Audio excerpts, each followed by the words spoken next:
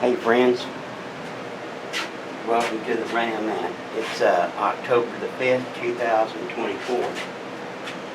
Here's some helpful information that may save you some time, some grief, and some money.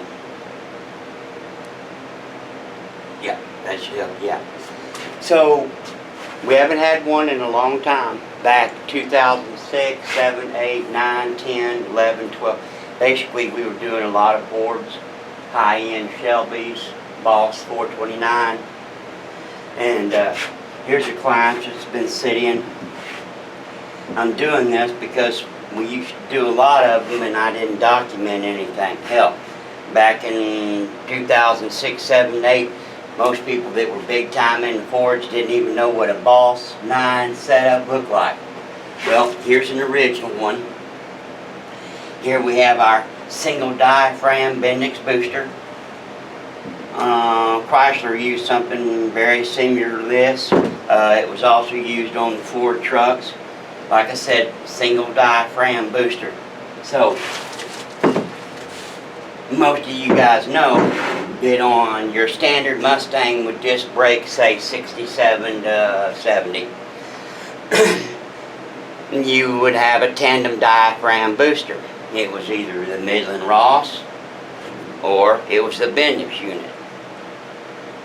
Like about that deep. Now, that was usually always coupled to a 71-61 Ford master cylinder. The last four. 71-61 is a 1-inch bore. So you've got a tandem booster pushing a 1-inch bore master cylinder. And you're always trying to get a happy medium between pedal pressure, how hard it is on the people, how far you move the pedal, do you have enough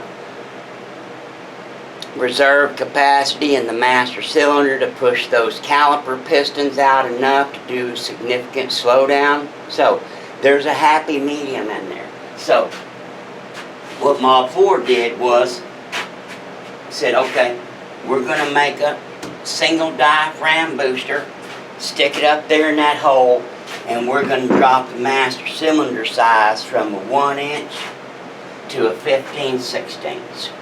And so, the correct master cylinder used on all the Boss 9 Mustangs is a 15/16 bore,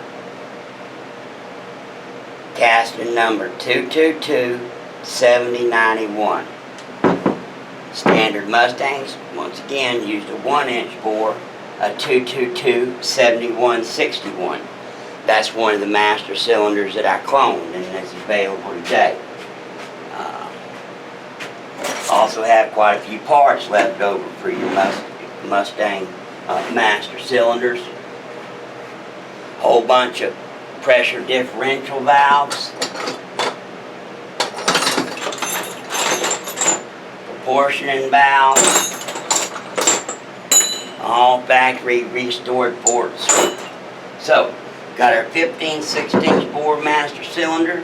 We got our single diaphragm Bendix booster.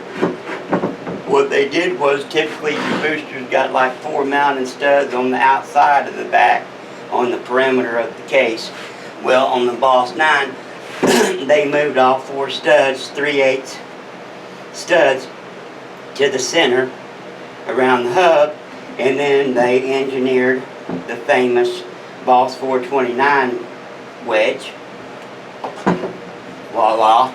I still have a couple of these if anybody's interested.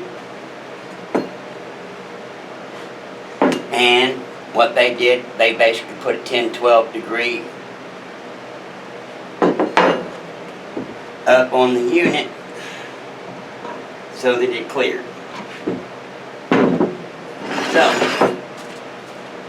if you need some help with your boosters, or you need some help with your master cylinders,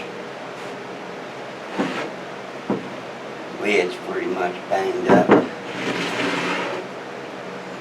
or anything like that, you give me a ring, send me your stuff, and we'll get you taken care of.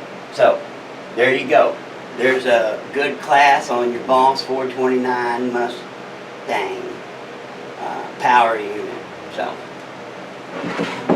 There it is complete.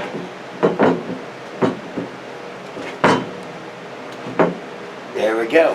Hope you guys enjoyed that. God bless you. God bless America. And happy days ahead.